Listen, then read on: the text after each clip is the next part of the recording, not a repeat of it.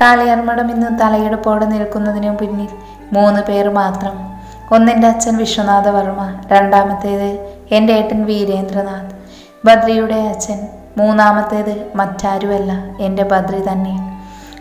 ഒരു സമയം ഈ കാളിയാർമഠം പോലും കൈവിട്ട് പോകുമെന്ന നിലയിലായപ്പോഴാണ് എൻ്റെ ഏട്ടൻ വീരേന്ദ്രനാഥ് മാത്രമേ അച്ഛനൊപ്പം ഉണ്ടായിരുന്നുള്ളൂ. ഇന്ന് കാണുന്ന ഈ നിലയ്ക്ക് എത്തിച്ചേക്കാൻ ഏട്ടൻ്റെ ഒറ്റയാൾ പോരാട്ടമായിരുന്നു പിന്നീടുള്ള ഞങ്ങളുടെ ഓരോ ബിസിനസ്സും. എല്ലാം മുന്നിൽ നിന്നും ഏട്ടൻ നോക്കി നടത്തുമ്പോഴും ഈ കുടുംബത്തിലെ ആർക്കും ഒരു കുറവും ഉണ്ടാവാതെ തന്നെ നോക്കി. ഏട്ടൻ്റേത് പ്രണയവിവാഹമായിരുന്നു, അതും തനിക്കൊപ്പം കൂടെ പഠിച്ച ജയലക്ഷ്മിയെ. എൻ്റെ പേരിനോട് സാമ്യമുള്ളതുകൊണ്ട്, ആളിനേക്കാൾ പാവമായതുകൊണ്ടും ഏട്ടത്തി എനിക്ക് ജീവനായിരുന്നു. ഏട്ടൻ്റെ കല്യാണം കഴിഞ്ഞ് കുറച്ചുനാൾ കഴിഞ്ഞതും തന്നെ ദേവേട്ടൻ്റെ കല്യാണം നടത്തി. കല്യാണി ഏട്ടൻ്റെ മുറപ്പെണ്ണ്. പണ്ട് തൊട്ടേ അവളും ഞാനും ചേരില്ല. അതുകൊണ്ട് ഏട്ടൻ അവളെ കെട്ടുന്നതിൽ എനിക്കൊട്ടും താല്പര്യമില്ലായിരുന്നു. ഏട്ടൻ സ്നേഹിച്ച പെണ്ണിനെ കെട്ടിയെന്നറിഞ്ഞതും അപ്പച്ചിക്ക് ടെൻഷനായി. ഇനി ദേവേട്ടൻ വല്ലവരെയും സ്നേഹിച്ച് കെട്ടിക്കൊണ്ടു വന്നാലോ എന്ന്. അതുകൊണ്ടാണ് ഏട്ടൻ്റെ പിന്നാലെ തന്നെ അപ്പച്ചിയുടെ നിർബന്ധം സഹിക്കാൻ വയ്യാതെ കല്യാണിയുമായുള്ള വിവാഹം നടത്തിയത്. ഏട്ടത്തിയും ഞാനും തമ്മിൽ അടുക്കുന്നതൊന്നും അവൾക്ക് ഇഷ്ടമല്ലായിരുന്നു. ഓരോന്ന് പറയുകയും ഞാനത് കാര്യമാക്കാറില്ല. കാരണം ആളൊരു സൂത്രശാലിയായിരുന്നു. പ്രീ ഡിഗ്രി തോറ്റതുകൊണ്ട് തുടർന്ന് പഠിക്കാൻ അവൾക്കും താല്പര്യമില്ലായിരുന്നു. ഇവിടെ ദേവേട്ടൻ്റെ ഭാര്യയായി വരണം, പലരുടെയും മനസ്സമാധാനം കളയണം എന്നൊറ്റ ചിന്തയെ അപ്പച്ചിക്കും മോൾക്കും ഉണ്ടായിരുന്നുള്ളൂ. അത് നടത്തിയെടുക്കുകയും ചെയ്തു. ആ ഇടയ്ക്കാണ് കല്യാണി പ്രഗ്നൻ്റ് എന്നറിയുന്നത്. അത് ഈ വീട്ടിൽ ഒരുപാട് സന്തോഷം തന്നെങ്കിലും ഞങ്ങളെല്ലാവരും ആദ്യം കാണാൻ ആഗ്രഹിച്ചത് ഞങ്ങളുടെ ഏട്ടൻ്റെ മകനെയായിരുന്നു. ആ സമയത്ത് ഇപ്പോൾ ഉള്ളതിനേക്കാൾ 100 ഇരട്ടി അഹങ്കാരിയായിരുന്നു കല്യാണി. ഏട്ടത്തിയെ മച്ചിയെന്ന് ഒരിക്കലും അമ്മയാവാൻ കഴിയാത്ത ഒന്നിനെയാണ് ഏട്ടൻ കെട്ടിക്കൊണ്ട് വന്നതെന്ന് പറഞ്ഞ് അമ്മച്ചിയും മോളും ഒരുപാട് പരിഹസിച്ചു. ഏട്ടത്തി കരയാത്തൊരു ദിവസം പോലും ഉണ്ടായിരുന്നില്ല. എന്നാൽ ഏട്ടത്തിയുടെ കണ്ണുനീർ കണ്ടിട്ട് സഹിക്കാനാവാതെയാണെന്ന് തോന്നുന്നു. കല്യാണിക്ക് 3 മാസമായപ്പോൾ തന്നെ എൻ്റെ ഏട്ടത്തിക്കും ദൈവം സന്തോഷം നൽകി. അതും ഏട്ടത്തിയുടെ ഉദരത്തിൽ ഞങ്ങളുടെ ബദ്രിയെ നൽകിക്കൊണ്ട്. അപ്പച്ചിക്കും മോൾക്കും ഒഴിച്ച് ബാക്കി എല്ലാവരിലും സന്തോഷം നിറഞ്ഞു നിന്നു. കാളിയാർമഠം തങ്ങളുടെ 2 പേരക്കുട്ടികൾക്കും വേണ്ടിയുള്ള കാത്തിരിപ്പ്. കല്യാണിയുടെ മകൻ വരുണിന് 1.5 മാസം പ്രായമുള്ളപ്പോഴാണ് ഞങ്ങളുടെ ബദ്രയുടെ വരവ്. വരുണിനേക്കാൾ ഒരുപടി ഇഷ്ടം അന്നും ഇന്നും എന്നും എല്ലാവർക്കും ബദ്രയോടായിരുന്നു. എന്നാൽ അത് കല്യാണിക്കൊട്ടും സഹിച്ചില്ല. എങ്കിലും ഏട്ടനെ പേടിച്ചൊന്നും പറയില്ല. ഒരിക്കൽ ഏട്ടത്തിയെ ഉപദ്രവിക്കാൻ ശ്രമിക്കുന്നത് ഏട്ടൻ കണ്ടു. ഒന്ന് പൊട്ടിച്ചു. അതിനുശേഷം ആളൊന്നും മിണ്ടാറില്ല. സന്തോഷത്തിൻ്റെ നാളുകളായിരുന്നു പിന്നീട് അങ്ങോട്ടുള്ള ഓരോ ദിനങ്ങളും. ആ നാളുകൾക്കിടയിൽ പെട്ടെന്നായിരുന്നു ആ വാർത്ത പടർന്നത്, വിജയലക്ഷ്മി ഒരു അമ്മയാവാൻ പോകുന്നു എന്നത്. വിജയലക്ഷ്മി അത്രയും പറഞ്ഞു നിർത്തുമ്പോൾ രുദ്ര അവരെ തന്നെ ഒന്നും മനസ്സിലാവാതെ ഉറ്റുനോക്കി. എനിക്ക് പറ്റിയ തെറ്റ്, എനിക്ക് നേരെ അയാളിലെ ഓരോ നോട്ടവും ചിരിയും കളിയും ഞാൻ പ്രണയമായി കണ്ടു. അന്നത്തെ പ്രായത്തിൻ്റെ ജാബല്യത്തിൽ പറ്റിയ തെറ്റ്. എന്നാൽ പിന്നീട് അതിന് വലിയ വില തന്നെ കൊടുക്കേണ്ടി വന്നു. അയാൾക്ക് ഞാൻ വെറും അയാളുടെ ആഗ്രഹങ്ങൾ തീർക്കാനുള്ളൊരു ശരീരം മാത്രമായിരുന്നു. അബോർഷൻ ചെയ്യാൻ പറ്റാത്ത സ്റ്റേജ്, എൻ്റെ പ്രായം പോരാത്തതിന് ആരോഗ്യമില്ലാത്ത ശരീരം. എന്നോടുള്ള വൈരാഗ്യം കൊണ്ട് കല്യാണിയും അപ്പച്ചിയും നാട്ടിൽ പാട്ടാക്കി. കാളിയാർമഠത്തിൻ്റെ ശാപമായി മാറി ഞാൻ. അപ്പോഴേക്കും എനിക്ക് വേണ്ടി എൻ്റെ 2 ഏട്ടന്മാരും കൂടെ ഉണ്ടായിരുന്നു. ഏട്ടൻ്റെ കൂട്ടുകാരനായിരുന്നു രാഘവേന്ദ്ര. എല്ലാം അറിഞ്ഞപ്പോൾ ആളെ ഏറ്റെടുക്കാമെന്ന് പറഞ്ഞു. കാളിയാർമഠത്തിൻ്റെ അന്തസ്സ് താഴാത്ത വണ്ണം എൻ്റെ കല്യാണം നടന്നു.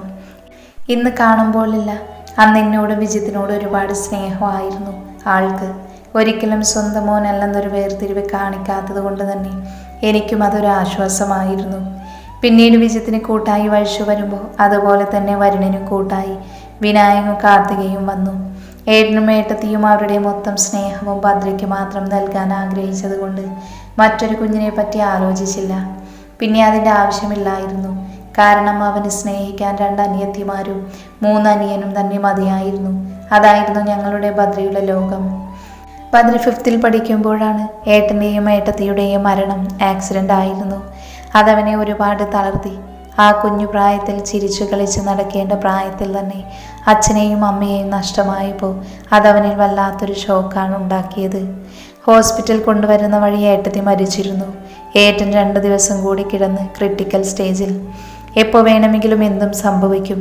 എന്നെ കാണണമെന്ന് ഏട്ടൻ പറഞ്ഞതും ഒരുപാട് പ്രതീക്ഷയോടെ ഞാൻ അകത്തേക്ക് ചെല്ലുമ്പോൾ എൻ്റെയും അച്ഛൻ്റെയും അമ്മയുടെയും കരങ്ങൾ പിടിച്ച് ഒന്നു മാത്രം പറഞ്ഞു, എൻ്റെ ബദ്രിയെ നോക്കിക്കോണമെന്ന്. അപ്പോഴും ആ കണ്ണുകളിൽ ഒരു ഭയമുണ്ടായിരുന്നു. അത് ബദ്രി ഒറ്റക്കാക്കിയതിലാണോ അല്ലെങ്കിൽ മറ്റെന്തെങ്കിലുമാണോ എന്നിപ്പോഴും അറിയില്ല. പിന്നെ ആകെ ഒതുങ്ങിക്കൂടി അവൻ. കളിയും ചിരിയും ഒന്നുമില്ലാതെ എൻ്റെ ബദ്രി മാറി. ഏട്ടനും ദേവേട്ടനും കൂടെ ഏതോ ജോത്സ്യനെ കണ്ടപ്പോൾ പറഞ്ഞത്രേ, ബദ്രിയുടെ ജാതകദോഷം കൊണ്ടാണ് ഏട്ടനും ഏട്ടത്തിയും മരിച്ചതെന്ന്.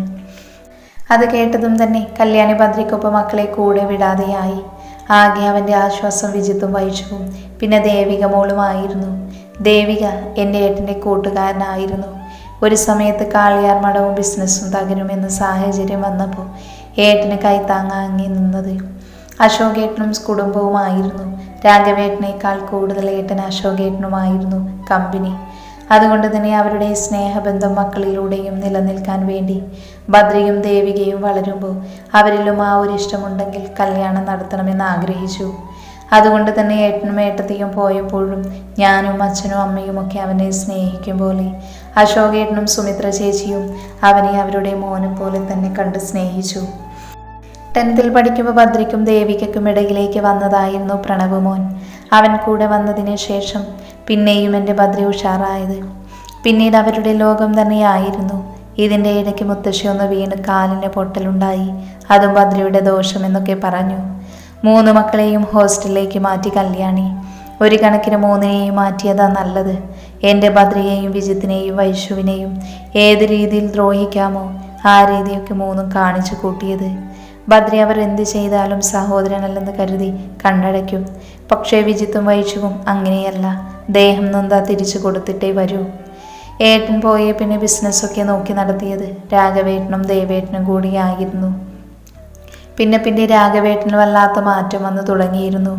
പ്രത്യേകിച്ച് ബദ്രിയോടും വിജിത്തിനോടും. അവരോടുള്ള അദ്ദേഹത്തിൻ്റെ പെരുമാറ്റം എന്നെ മാത്രമല്ല അച്ഛനെയും അമ്മയെയും വരെ തളർത്തി. തിരിച്ചൊന്നും പറയാൻ കഴിയാത്ത അവസ്ഥ.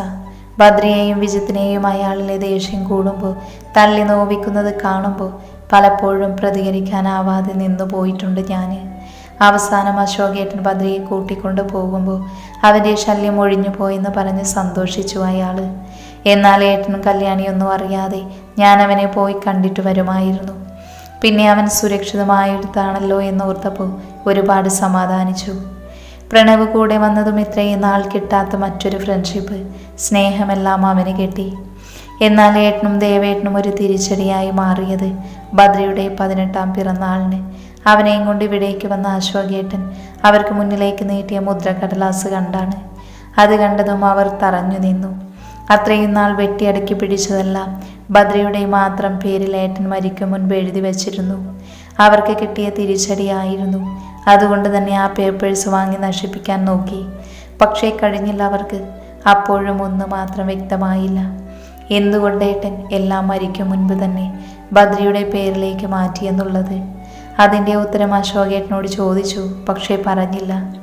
ഒന്ന് മാത്രം പറഞ്ഞു, നിങ്ങളറിയാത്ത പല രഹസ്യങ്ങളും ഇനി ചുരുളഴിയാൻ പോകുമെന്ന്. അതൊക്കെ ചിലപ്പോൾ പലരുടെയും ജീവൻ എടുത്തുകൊണ്ടാവാമെന്ന്. ഡിഗ്രി കഴിഞ്ഞതും തന്നെ കാളിയാർ മഠത്തിലെ കമ്പനിയുടെ അമരക്കാരനായി ഏട്ടന് ശേഷം എൻ്റെ ബദ്രി വന്നു. രാഘവേട്ടൻ പണം ഒരുപാട് കള്ളക്കണക്കിലൂടെ വെട്ടിച്ചതെല്ലാം ബദ്രി അയാളിലൂടെ തന്നെ അവിടെ എത്തിച്ചു. അതവനോടുള്ള ദേഷ്യം കൂട്ടി. അവനിവിടേക്ക് വീണ്ടും താമസം ഉറപ്പിച്ചപ്പോൾ പല പ്രശ്നങ്ങളും ഉണ്ടാക്കാൻ തുടങ്ങി. എന്നാൽ ഇന്നുവരെ കാണാത്ത എൻ്റെ ബദ്രിയുടെ മറ്റൊരു മുഖമാണ് ഞാൻ കണ്ടത്. എന്തൊക്കെയോ ലക്ഷ്യമുള്ളവനെ പോലെ. അവൻ്റെ ഒറ്റ വാക്കിൽ തീർന്നിരുന്നു പ്രശ്നങ്ങൾ. പിന്നെ അവനോട് പലരും മിണ്ടാതെയായി. അവനും. അശോകേട്ടൻ്റെ ചേച്ചി അരുന്ധതി, അവർക്ക് 2 മക്കൾ. പണ്ട് വീട്ടുകാരെ കളഞ്ഞിട്ട് സ്നേഹിച്ചവനൊപ്പം ഒളിച്ചോടിയപ്പോൾ വർഷങ്ങൾക്ക് ശേഷം ബദ്രിയും ദേവികയും തമ്മിലുള്ള വിവാഹം ഉറപ്പിക്കാൻ പോകുന്നതറിഞ്ഞ് തൻ്റെ മകന് വേണ്ടി സഹോദരൻ്റെ മോളെ ചോദിക്കാൻ വന്നു. ശരിക്കും സഹോദരങ്ങളോടുള്ള ഇഷ്ടം കൊണ്ടല്ല, അശോകേട്ടൻ്റെ സ്വത്തിനെല്ലാം അവകാശി ദേവിക മോളായതുകൊണ്ട്, അത് നഷ്ടമാവാതിരിക്കാൻ വേണ്ടി. എന്നാൽ ഏട്ടൻ ആട്ടിപ്പായിപ്പിച്ചു. ബദ്രിയുടെ വിവാഹം ആഡംബരമായി തന്നെ നടത്താൻ തീരുമാനിച്ചു. ഇന്നുവരെ കാണാത്ത അത്രയും മനോഹരമായ കല്യാണം. എന്നാൽ കല്യാണ മണ്ഡപത്തിലെത്തിയ ഞങ്ങളെ വരവേറ്റത് ദേവിക മോളുടെ ജഡമായിരുന്നു. വെള്ളപുതപ്പിച്ച് മുന്നിൽ കിടത്തി അവളെ കണ്ടതും തകർന്നുപോയി ബദ്രി മാത്രമല്ല, അവനെ സ്നേഹിക്കുന്ന എല്ലാവരും. കാരണം എൻ്റെ ബദ്രിയുടെ മനസ്സിൽ അവളോട് പ്രണയമുണ്ടായിരുന്നു. ദേവിക മോളോട് തുറന്നു പറയാത്ത, മറ്റാരോടും പറയാത്ത പ്രണയം. കല്യാണം കഴിയുന്ന അന്ന് തന്നെ അവളെ അറിയിക്കാനിരുന്നതാ. ഒരുപക്ഷെ എൻ്റെ മോന് തോന്നിയ പോലെ ഒരു ഇഷ്ടം അവൾക്കുണ്ടായിരുന്നില്ലായിരിക്കാം. ദേവികയുടെ മരണമല്ലാതെ തളർത്തി. ഇഷ്ടമില്ലെന്ന് അവൾ പറഞ്ഞിരുന്നെങ്കിൽ മാറി നിൽക്കില്ലായിരുന്നു. ഞാനെന്ന് പറഞ്ഞ് പൊട്ടിക്കരഞ്ഞു അവൻ. ദേവികയുടെ മരണം കഴിഞ്ഞു. 5-ാം നാൾ അതുപോലെ വിഷം കഴിച്ച അശോകേട്ടനും സുമിത്രയും പോയി. മോളുടെ മരണം സഹിക്കാൻ കഴിയാതെ ആത്മഹത്യ ചെയ്യുന്ന പറഞ്ഞ്. സത്യം അതിപ്പോഴും ദൈവത്തിനല്ലാതെ ആർക്കും അറിയില്ല. അതിനുശേഷം ഒരു വിവാഹത്തിന് അവൻ തയ്യാറായില്ല. അവസാനം എൻ്റെയും അച്ഛൻ്റെയും അമ്മയുടെയും നിരാഹാര കിടക്കലും അവനോട് മിണ്ടാതിരിക്കുന്നതൊക്കെ കണ്ട് സമ്മതിച്ചതായിരുന്നു കാവ്യയുമായുള്ള കല്യാണം. അവസാനം അന്നും എൻ്റെ മോനെ വിഡ്ഢിവേഷം കെട്ടിച്ചുകൊണ്ട് ആ പെൺകുട്ടി ആർക്കൊപ്പമോ ഓടിപ്പോയി. മറ്റൊരാളെ സ്നേഹിക്കുന്നെങ്കിൽ പറയാമായിരുന്നു ആ കുട്ടിക്കും. അവിടെയും എല്ലാവർക്കും മുന്നിലും എൻ്റെ മോൻ തലകുനിച്ചു. അവൻ്റെ ജാതകദോഷം ഒന്നുകൊണ്ടാണ് എല്ലാം ഇങ്ങനെ സംഭവിക്കുന്നതെന്ന് പറഞ്ഞു. അവനെ ഓർത്ത് സങ്കടമായിരുന്നു ഞങ്ങൾക്ക്. ഞങ്ങളുടെ കാലം കഴിഞ്ഞാൽ അവൻ ആരായെന്നുള്ളതോർത്ത്. ചുറ്റും അവൻ്റെ പതനം നോക്കിയിരിക്കുന്ന ശത്രുക്കൾ മാത്രം. ഇതൊന്നുമല്ലാതെ എൻ്റെ ബദ്രിയുടെ മനസ്സിനെ അലട്ടുന്ന എന്തോ ഒരു വലിയ മറ്റൊരു പ്രശ്നവും അവനുള്ളിലുണ്ട്. പക്ഷേ അത് മാത്രം പറയുന്നില്ല അവൻ എന്നോടെന്താണെന്ന്. ഇപ്പം എനിക്ക് വിഷമമൊന്നുമില്ല എൻ്റെ ബദ്രിയെ ഓർത്ത്. കാരണം അവനൊപ്പം എന്നും മോളുണ്ടാവുമെന്ന് തന്നെയാണ് വിശ്വാസം. ഇന്ന് വരെ അവൻ ആഗ്രഹിച്ചതുപോലെ ആരിൽ നിന്നൊരിറ്റ സ്നേഹം പോലും കിട്ടിയിട്ടില്ല. അതുകൊണ്ട് അവനിങ്ങനെ. മോൾ അവൻ്റെ മനസ്സറിഞ്ഞ് സ്നേഹിക്കാൻ തുടങ്ങുമ്പോൾ മാറും എൻ്റെ ബദ്രി, എനിക്കുറപ്പുണ്ട്. ദേവിക മോളും കാവ്യയും ചെയ്ത പോലെ എൻ്റെ ബദ്രിയെ മോളും ഇട്ടിട്ട് പോകരുത്. ഒരുപക്ഷെ മോളും അവരെ പോലെ ആകുമോ എന്ന് കരുതിയാവും നിന്നോടവനിങ്ങനെ പെരുമാറുന്നത്. അപ്പം പിന്നെ മോള് സ്വയം അവനെ വിട്ടുപോകില്ലെന്ന് കരുതി കാണും. മോൾ അവരെ പോലെ ചെയ്യില്ലല്ലോ അല്ലേ? കാണുമല്ലോ ഈ ജീവിതം തീരും വരെ എൻ്റെ ബദ്രിക്കൊപ്പം. വിജയലക്ഷ്മി അത്രയും പറഞ്ഞു തീർന്നതും പൊടുന്നനെ തന്നെ രുദ്ര അവരെ ഓടി വന്ന് ചുറ്റിപ്പിടിച്ച് കരഞ്ഞുകൊണ്ട് പറഞ്ഞു, ഞാനുണ്ടാവും അമ്മേ. എൻ്റെ ശ്വാസമില്ലാതാവും വരെ ഞാൻ അദ്ദേഹത്തിനൊപ്പം തന്നെ കാണും.